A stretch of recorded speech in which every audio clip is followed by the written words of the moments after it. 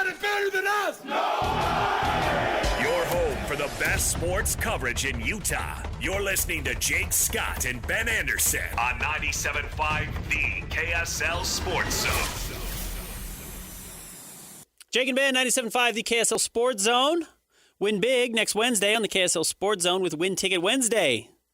Coming up next week, you're going to get 2 tickets to go see Post Malone with special guest Jelly Roll, Carter Faith at Rice-Eccles Stadium on July 28th.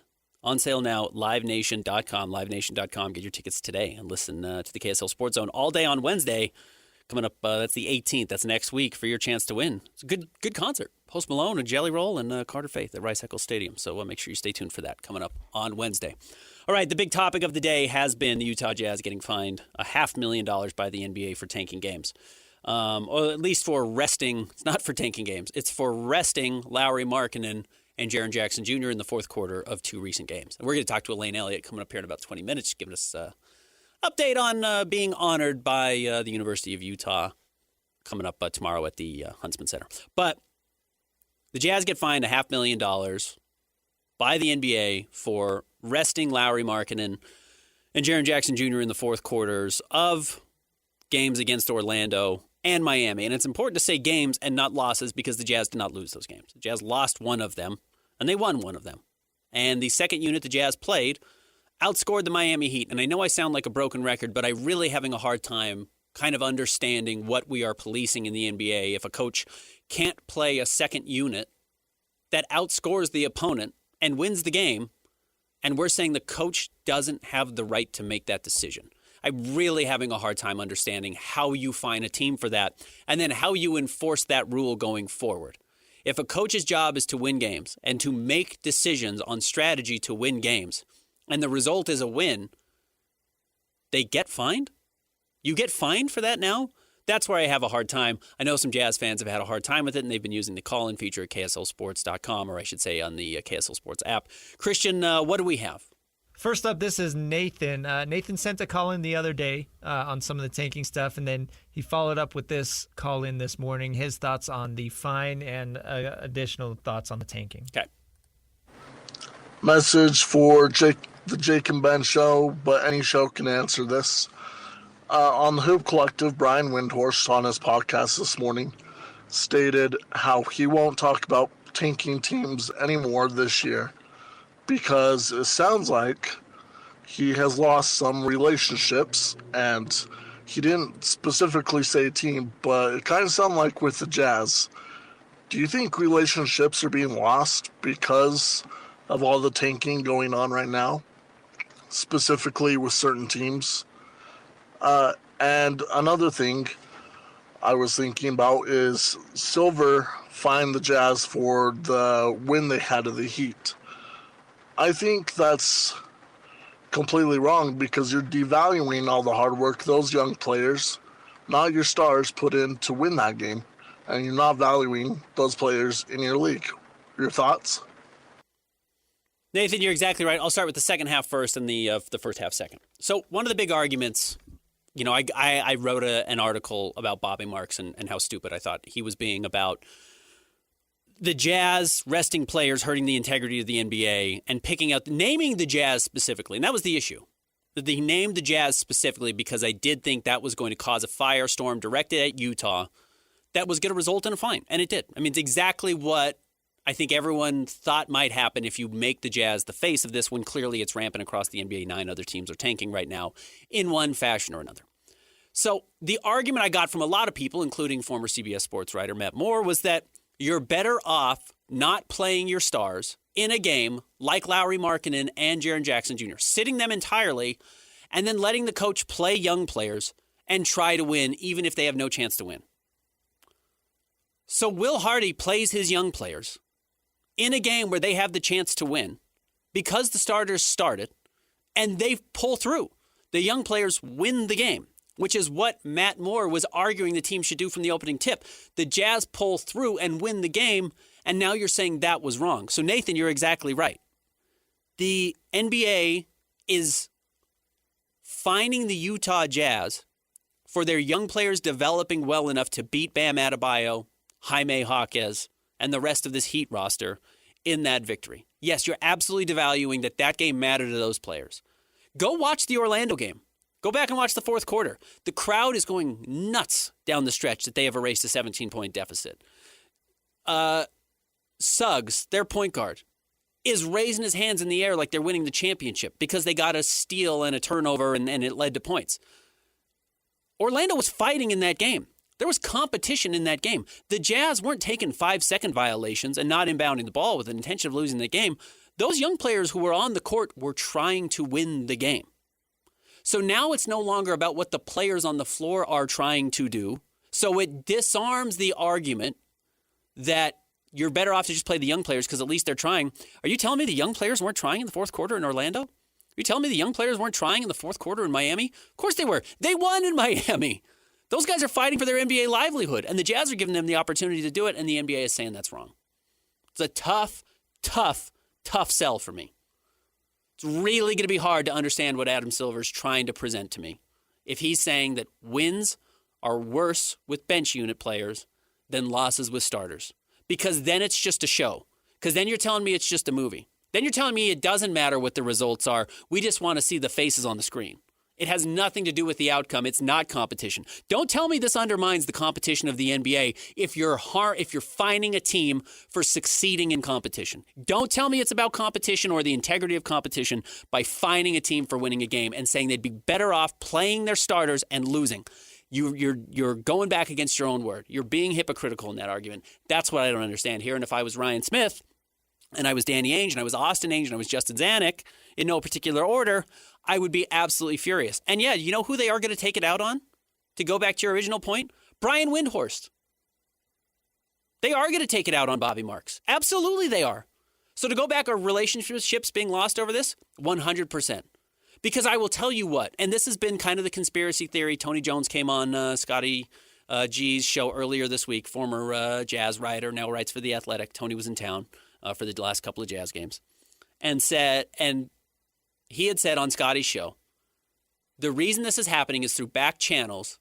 The front office, Sam Presti, with the Oklahoma City Thunder, wants the Jazz to convey their pick to Oklahoma City and doesn't want the Jazz tanking games because they want to have a chance to get this pick because this pick is that valuable to Oklahoma City, even if it comes at number 9. They understand their future, in part, rides on getting this pick. Now, I haven't confirmed that. I haven't, talked to people from the Thunder. I don't know that. What I will say is Tony is not the first person to say that. I will remember, I believe it was Zach Lowe on Zach Lowe's podcast, speaking of NBA podcasts. He said this about a month ago or 2 weeks ago, 3 weeks ago, somewhere in that range. He also mentioned this concept of, who's going to be watching every Jazz game to make sure they're playing players and they're going to be studying their injury report is going to be Sam Presti and the Oklahoma City Thunder. If it wasn't Zach Lowe, it was the Hoop Collective podcast, but it was one of those two because those are generally the national podcasts I listen to, and they said the exact same thing. So the fact that they brought it up seemingly out of nowhere, and now it's followed through a couple of weeks later, makes me start to see that we're actually connecting dots in what was otherwise maybe a conspiracy. We are starting to see that maybe there is some proof to this, that yes, the Thunder are the team that's going to benefit from it the most by the Jazz conveying their pick, so they're going to have the most to gain by trying to get the Jazz in trouble. Because every other team is doing this as well. And look, Oklahoma City got burned by this last year. Don't forget. Oklahoma City had a top 6 protected pick owed to them from the Philadelphia 76ers. Go look at the Philadelphia 76ers record down the stretch of last season. I think it was like 4-27. Something like that, right in that range. 5-21. Like that? Apologies. They did everything they could to hold on to their pick. And then because the Philadelphia 76ers actually moved up in the draft, they got VJ Edgecombe. It didn't even come down to 5 or 6.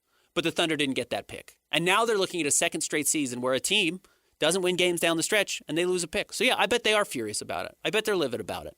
And yeah, how are they going to do it? Well, Sam Presti can't come out and start pointing the finger at the Utah Jazz publicly because he did it. Because he tanked games. He tanked a lot of games. You can go back and look at while they were building, why they were sitting Al Horford in games, a former All-Star, a former star. Why wasn't Al Horford playing in some of these games for Oklahoma City when they were at their worst and they were rebuilding? Because they wanted draft picks. They wanted high picks. They sat good players in order to draft Josh Giddey. That was the pick they ended up using. They did the same thing the year they drafted Chet Holmgren. I mean, they did this as well. So Sam Presti knows he can't be the hypocrite to come out and say, well, you guys can't tank because everyone will say, you did it. Why can't we do it? You set the model. You helped build this model. So why don't we have the opportunity to do it? So he's got to go through his connections in the media to do it. And that's kind of the conspiracy that's being laid out. I'd listen to it. Absolutely, I would listen to it. I would buy it. And Tony Jones is super well connected. And if Tony is saying it, I'd believe him. And frankly, I don't blame Sam Presti at all. No, of course not. He's fighting for his team. He's doing what's best for his team. No doubt about it. Just like the Utah Jazz are doing what's best for their team. I don't have a problem with it at all. Is it going to cost people media? I'll have to listen to the Hoop Collective podcast. I'll catch it. If you're just not going to say it now because you've burned bridges and, yeah, you've lost sources or you've lost the ability to, break some news, yeah. A lot of people thought it was notable yesterday. Again, it's kind of the first example of it, but a lot of people thought it was notable yesterday that Chris Haynes had the initial report that Jaren Jackson Jr. was going to miss the rest of the season. Traditionally, in the past, before Adrian Wojnarowski hung it up, Adrian Wojnarowski was the guy the Jazz called to break news. Wojnarowski would run something a half an hour before an embargo lifted for us to be able to talk about it. It's just the truth. And you can see it. It's not hard to find. It was happening in plain sight. A report would come out at 11:30. The jerseys would come out. This happened with the Jazz jerseys a couple of years ago. Adrian Wojnarowski had the first look at the Jazz jerseys. Half an hour later, then all the rest of the local media could talk about it. It stinks. Part of the agreement, unfortunately, with the local media. Not the agreement. No one's saying, yeah, I want to be a part of that, but we don't have a lot of power in that conversation. It's a flaw. But, yeah, it's no longer ESPN. It's not Shams. And who was hammering the Jazz for integrity earlier this week? Bobby Marks and ESPN on their premier NBA show, NBA Today. So do I think that could possibly be a part of the results here and how the Jazz can actually have some backlash against media members who are coming out and towing somebody else's line and touting another team or delivering news another team wants out there? Absolutely. And I wouldn't blame the Jazz for doing that either. I'm always sketchy about cutting off media. I'm media. I don't want anybody being cut off in the media because of what they report. I don't want that at all. Certainly that's not good. But is that recourse for the Utah Jazz? No question about it. All right, what's next? We just got one sent in from Colton C. I'm wondering if that's our guy Colton Chenoweth from Twitter. Always has a lot to chime in with, and we really appreciate this. Colton has thoughts on Adam Silver. Ben, out of the 4 major sports in the United States, which one of those 4 have a commissioner that will listen to whatever ESPN and the gambling sites say? It's the NBA. It's becoming a problem. We are seeing way too much of whatever they say. That's what the NBA wants to do. David Locke has talked about how the rules always seem to change mid-season, and it depends on how the refs are reffing a game or this. It seems like this is just another cat in the wall that's just making it so we have to deal with a product that is failing. The NBA is not a good product. It's not watchable. The only time I ever watch the NBA is Jazz games. The NHL is growing. They're making their product better. The NFL is king.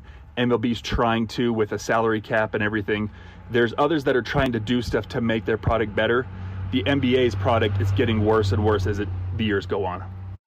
Cat in the wall, eh? I do think the NBA's regular season product is getting worse. Clearly, that's the case.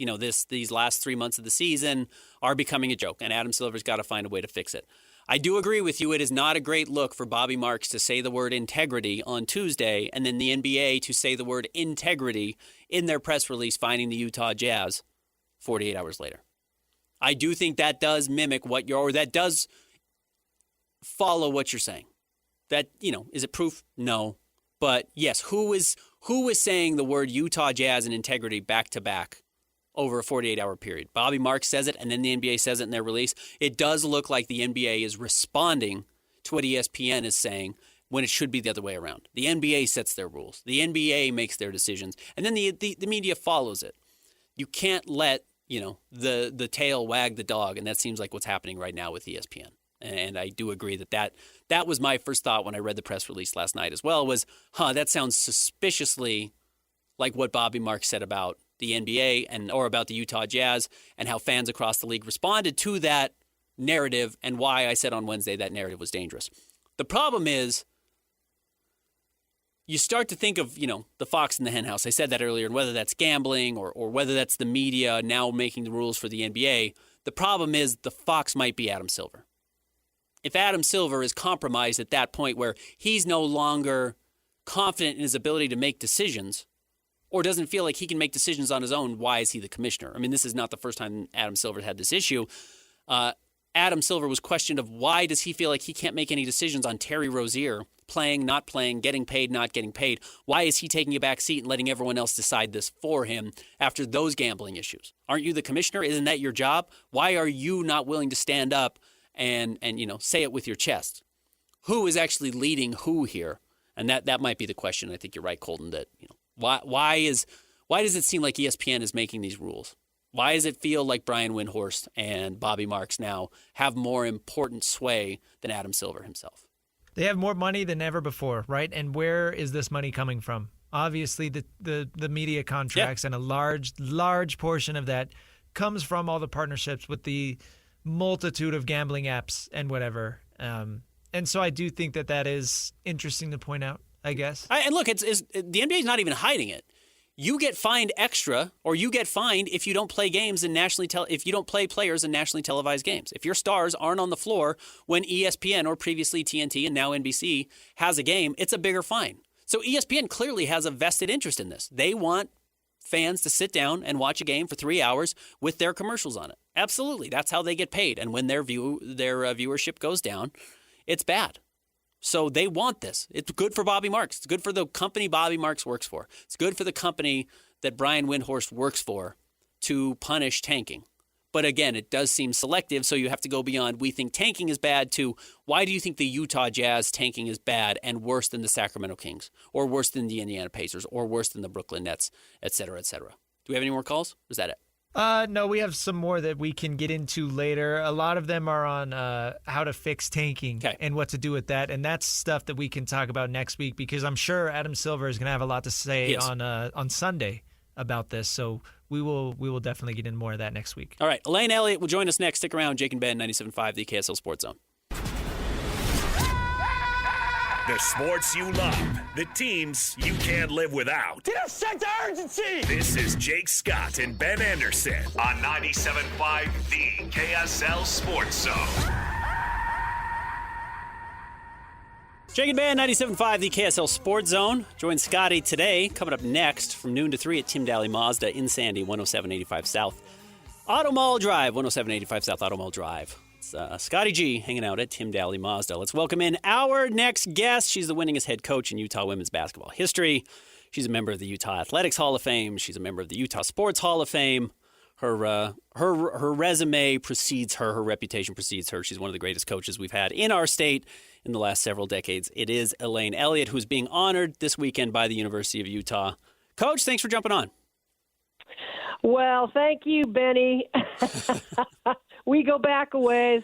Ben and his brother were actually ball boys at a couple of my games way back when. So, hey, thanks for having me, Ben. It was. I grew up with Ellaine around my family, so it's fun to be able to talk to you in this environment. I know coaches, and I would say with very, very few exceptions, you don't like being the center of attention. Most coaches don't. So what has this week and weekend been like for you so far? Yeah, a little bit of yin and yang. So obviously, the most important emotion is just how honored I am, and yeah, it's just so cool, and having kids and coaches back and having this happen at all is just amazing. And also, yeah, I have this low-level anxiety where maybe I just want to watch it on TV. So tomorrow there will be a banner raised honoring Coach Ellaine Elliot tomorrow at the Huntsman Center. But tonight there's also an event honoring her. It's going to be from 5 to 7 at Legacy Hall. Actually, you can still register for that, I believe, to the University of Utah, part of the Empower Her celebration weekend. What do you hope for? What would you like for this weekend to be like, feel like? What would you like to see? Well, they've kind of kept some things from me just because they want me to have this surprise element, I think. But at the same time, I pretty much know what's going to happen, how it's going to go, which is better for me. I'm not really the surprise kind of gal. So I know from what I know that there's nothing more I could ever ask of. I mean, doing the banner reveal itself at the game is certainly that's the pinnacle because, of course, it just sort of it's not there, and then boom, it's there. And you're down there, and you're down there with the most important people, because every single one of the wins that's going to be on the banner is because of the players that you're going to see on the floor. That's what we all know about any coach who gets honored. Those kids win the games. So it's just that's just the best. And then they kind of did all these things around it just to try to give it a really nice time for some of the players that could make it in from other places, so that it's a nice weekend for them and not just a single event. And I don't know how they could have done a better job of all the things that they've created for our experiences. You look at, a program you've helped build and an athletic department you helped build and where they are now, and while this has not been the best season to date for the Utah women's basketball team in the Big 12, or even since moving to the Pac-12, it is at a very high level right now. I mean, they are competing at an extremely high level. They're getting 5-star recruits, which was pretty unheard of for a long time. What do you think about where they are today, and would you have liked an opportunity to coach at this level? Well, let's do the back half of it first. And the answer is yes, but at the same time, I was also ready to be done. And it happened to be just before we knew that the big change was going to go to the Pac-12. There's a lot of things out there that I would have liked to have given to the players who played for me, meaning, heck, just the swag, right? Sure. There's yeah, so NIL, much. swag, whatever you can give them. Yeah, in terms of what was the first part of that question, Ben? See, I'm a little bit older now. Oh, just the level they're playing at right now and where the program is. Okay. Here's the thing. First of all, the Big 12 is so deep. It is just a grind. I haven't seen that kind of depth, and the kind of upsets that really aren't, but they are based on the standings, have been plentiful. And I think Utah has honestly overproduced for what they lost. I mean, they lost, you're going to have the numbers like, 60% of scoring, 45% of rebounding, 25 assists a game. I mean, unbelievable losses, all 5 starters across the board. And the difference for Utah is, they're going to be a program that builds with freshmen and builds kids throughout their careers. And that's unusual, and that's not easy. But it's always been the Utah way, and I'm not so sure Utah fits in a space that's available for them to change that particular piece. So I'm really proud of them. I think that they really have done a good job. They're sitting at about 7th or 8th right now, and that's probably the best they were going to do going in. So be proud. The Utes are going for it. All right, Ellaine, you talked about your players, so I'm going to ask you to participate in a kind of classic sports radio segment. And if you don't, I will let you off the hook because I have a backup plan. But do you think you could give me your all-time starting 5 that you coached at the University of Utah? Well, I'll probably do this then, and I didn't. You'd been nice if you'd given me some warning, but I understand I didn't want those to. aren't the games. I didn't want those to. aren't the games you guys play. I know that. So first of all, apologies to everyone else that belongs on this 5. Okay. And we can do some. We can do some honorary mentions after. We can talk about who we missed. Okay. Well, let's just pop this right. Kim Smith. Kim Smith and Leilani Mitchell are the 2 players who had the best postseason basketball playing careers in the history of Utah. The amount of time they spent in the WNBA and on Olympic teams. There's 2 of them. I'm going to go way back to one of the first teams I coached, because this person, Deb Asper, she could play and start on any team in the country right now as a power forward.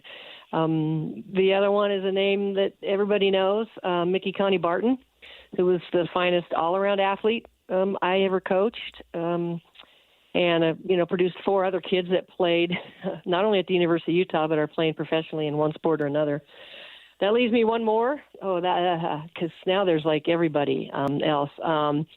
Let's say, let me think back, and let me think forward, and let me think in the middle. Let's go with another local, because I think the Utah should be proud of another kid that was on our Elite 8 team, and that's Morgan Warburton at the time. She has a married name now, but I don't know the married name. So Morgan Warburton. There you go. Okay. Boom. I'll give you my starting 5 because I built a backup just in case. Now, these are from my time, and I've said this on the air before. My family only ever had season tickets to one team ever, and it was the Utah women's basketball team, so I grew up going to a lot of Utah women's basketball games. So here's my starting 5. All right. Shauna Thorburn, Julie Yep, Kromenhoek. yep. This was when I was really Yep. young. Julie Kromenhoek, I was a kid. I have Yep. Kaylee Whipple at the 3. I have Yep. Kim Smith at the 4. And I Yep. did struggle a little bit with my 5, but I went with Lauren Beckman. All right. Well, you know, see, and I didn't even break it down by position. I made it really hard on myself and just thought, okay, overall. So I would have liked to have known the game was coming. I dinged Leilani Mitchell because she only played 1 year for you. Yeah, you got that too. I'll take your 5 too, and I'll take my 5 and let's play. Let's play. Hey, Ellaine, congratulations on well-deserved recognition this weekend. Again, you can still go check it out. You can just go to the game tomorrow and check it out, or there's opportunities to get involved if you want to take part in the events tonight as well. You can do that through the University of Utah's website. Congratulations. Honestly, it's been fun to be as close to you as I have been throughout my life. I know my parents have certainly loved it as well. You're a big character in our lives, and congratulations. Well, I can't thank you enough, Ben. Thanks for having me on. There she is, Ellaine Elliot, getting honored, and rightfully so, tomorrow by the University of Utah. And, man, I tell you, you ask a lot of coaches, top 5, they don't get to pick through 15, 20 names. They don't get to leave anybody off. They have a lot of excellent, excellent players at the University of Utah, certainly while Ellaine was there. And look, the run has continued since she's been gone. You know, Michelle Plouffe does not fit this list because she didn't play for Ellaine. Alyssa Peely does not make this list because she did not play for Ellaine. It's been a really nice run up on the hill for the Utah women's basketball team. All right, we'll wrap up the show. Coming up next, stick around. Jake and Ben, 97.5, the KSL Sports Zone. Your home for the best sports coverage in Utah. You're listening to Jake Scott and Ben Anderson on 97.5, the KSL Sports Zone. This is Andrew from Ogden for Jake and Ben. This new fine the NBA just gave the Utah Jazz is absolutely ridiculous. Like, what are we doing? Should have seen it coming, though. Every time Jake goes out of town, the sports world goes out of control. We lose Jake's pessimism for a week, and the NBA has it balancing things out by creating some negativity all by itself. Love the show, though. Thanks, guys. Andrew, thanks for using the call-in feature. Download the KSL Sports app. You can use it there. I really do love playing them. I don't know, do we play them more than any other show? I think we do. Yeah, we did. We by far, and as credit, we get a lot of listeners that interact. I love that. I really do love that. Jake and I both, Jake came from more of a call-in radio history than I did. Jake goes back a little further than I do. So I didn't deal with as many callers, but I certainly dealt with callers in my life, and I do miss that aspect of it, and I understand social media replaced a lot of it and made it more efficient and actually got some more people to interact that way because not everyone likes using the phone or having their voice, et cetera, et cetera. I've really loved that we have had that. And yes, Andrew from Ogden, shout out O-Town. I really have thought about that a lot, that there has never been a week that Jake would have been more opinionated than what's going on this week. And I will tell you the truth, I don't know where Jake would have fallen on this whole conversation. I really don't. Jake and I both hate tanking. We know it. Everybody hates tanking, rightfully so. Does Jake like what the NBA is doing, or does he think they're overstepping their bounds? I don't know, because sometimes I think I know what Jake's going to say and he doesn't, which is why I like doing the show with him. I can't always predict what his opinion is going to be. But appreciate you calling in. All right, weird change. So we got a call in from Nathan earlier in the 11 o'clock hour, and we played it. And he said, "Do you think because Brian Windhorst, part of ESPN's NBA coverage and the Hoop Collective podcast, it's maybe the biggest NBA podcast on the planet, said he's not going to talk about tanking teams anymore because he's hurting his relationships." That's at least what Nathan said. I haven't listened to the podcast, so I'm taking Nathan's word for it. I will listen to it and make sure I can confirm that. But Brian Windhorst does seem to have done a pretty dramatic about-face in the last 48 hours from calling the Jazz the most egregious tanking team in the NBA to something he said today. Let's play both of these clips, Christian, and let us know the first clip, then let us know when it's the second clip. It's not just Utah. Utah is being the most egregious of it, but there are multiple teams that are trading for players and immediately saying that they're injured and keeping them out for long periods of time. It's not just Utah using starters and then shutting them down. What Utah has done has been more egregious because they've had players who have been playing very well, and then they bench them for the fourth quarter. Their coach, as Bobby mentioned, Will Hardy, will sometimes literally just put his hands in his pockets and not call timeouts as the team gets steamrolled over. And that's where the transition has happened. Tanking historically has been done on the inactive list. The players in the games are always playing to win. And once a player is on the active list, you rarely see them, not go full out. What's happening here is that they're putting the reins on players who are active in games, and that's the next step. So that's Brian Windhorst. I think that was Wednesday, talking about the Jazz being the most egregious tanking team in the NBA because Will Hardy, quote, had his hands in his pockets during a coaching game, which, by the way, I've never been more glued to Will Hardy's posture and hands in his pockets. If he's folding his arms or whatnot, I got to know, because as soon as the hands go in the pockets, by Brian Windhorst's analysis, Jazz are tanking games. And that's what's going to tip me off. That's the intent. That's the intent. All right, here's Brian Windhorst, somewhat about face. I think this might be earlier today on ESPN. This isn't meant to be something that's a punishment. This is meant to be a deterrent. What Adam Silver is doing here is telling teams to knock it off or else. The question is whether or not it's too late for that. I could get into the nitty-gritty of the details that have happened here, and the Jazz have their defenses, such as they were fined for a game that they won, which they did against the Heat here, and I can pull through it. All I would just say, as somebody who lives this, is watching this every day, I'm giving everybody in the league who's tanking right now a pass. And the reason I'm doing that is these are good people making decisions that they feel is the best for their organizations, and I understand why they're doing it. I don't like it, but the horse isn't just out of the barn. It's down around the corner and on an airplane to Asia. There must be fundamental changes to stop this.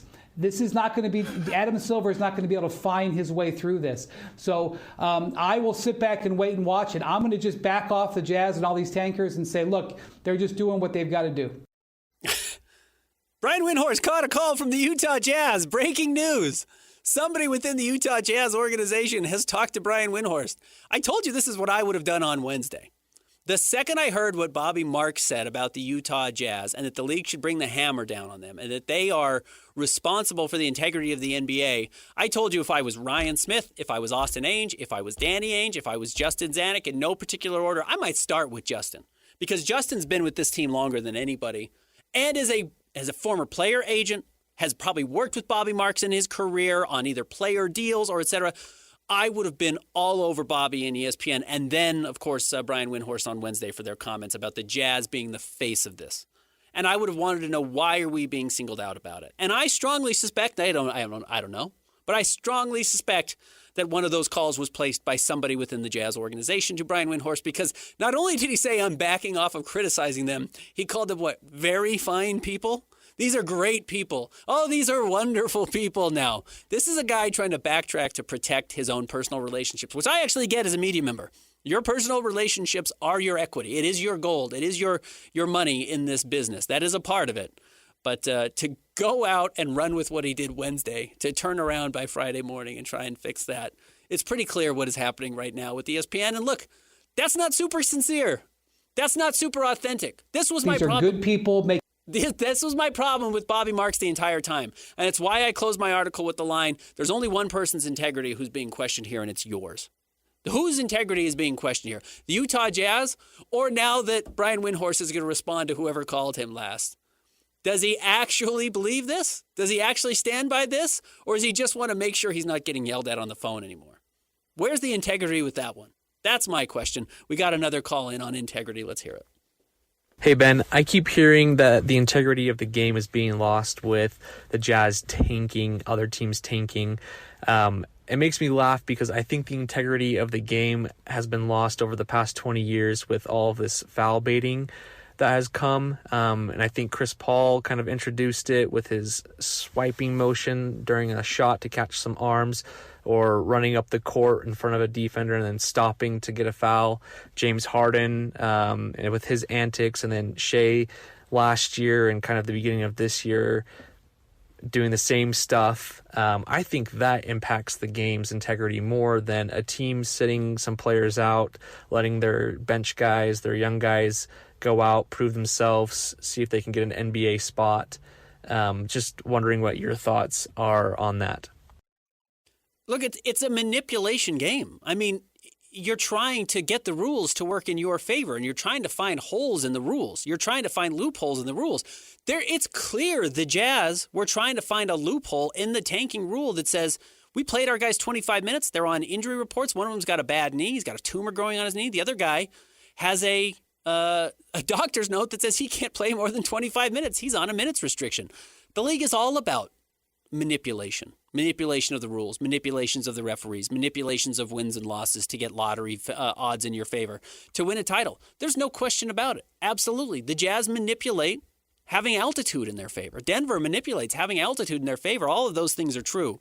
So, yeah, I don't have a problem with the league having a manipulation, have fans, or I should say players or teams trying to manipulate the rules, but it's when you start, selectively implying that. So I don't have as much a problem with, players trying to draw fouls and flopping. Is it ugly? Sure. Do people hate Luka because of it? Yeah. James Harden because of it? It doesn't bug me as much. I get why it does bother some fans. Again, the issue comes down to intent and integrity, and I think it's a bizarre line to draw with the NBA, and I'm not really sure how they plan to enforce it. And that's what I'm going to be watching most closely. Yeah, those are the words of the week, because nobody can sit here and define right now what those words mean. I mean, they're just... Or who to apply them to. Or who to apply them to. Yeah, how do you apply that? Who dictates that? But those are the buzzwords that are getting all the attention, and that's why the Jazz are in this situation right now, because they are becoming kind of the poster boy for this, and these words are being applied to them when, again, they cannot be defined. Again, the NBA set a standard yesterday that you're better off losing a game with your starters than winning a game with your bench players. It's no longer about wins and losses. It's not. It's about the show. It's about the TV show. It's about seeing the right faces on the floor, not the outcomes of games. That was the rule the NBA set yesterday for fining the Jazz for winning a game, and I'm going to see how they police that going forward. It's Friday the 13th today, but tomorrow's Valentine's Day. So you can enjoy your beautiful Valentine's Day with the best blanket ever. You can get it at Minky Couture. It's the best Valentine's gift ever. MinkyCouture.com. Save 50% using promo code ZONE50 at Minky Couture stores and online, MinkyCouture.com. Use it before Valentine's Day tomorrow. ZONE50 at Minky Couture stores and MinkyCouture.com. Fun week this week without Jake. A lot going on. Always excited to have Jake back. I'm not happy because Jake was gone, but the news cycle was beneficial. We had a good time. It was kind of nice to not have Jake around for a little bit. He needed a break. Not an arm break. He needed a real break. He needed some time away. So I hope he comes back refreshed. Or he's going to come back miserable that he went on a Disney cruise. Christian, thanks for all your hard work throughout the week. I know your job gets more difficult during that stretch. Everybody who jumped on and helped out, we'll be back with you next week. Scotty G's coming up next. Jake and Ben, 97.5, the KSL Sports Zone.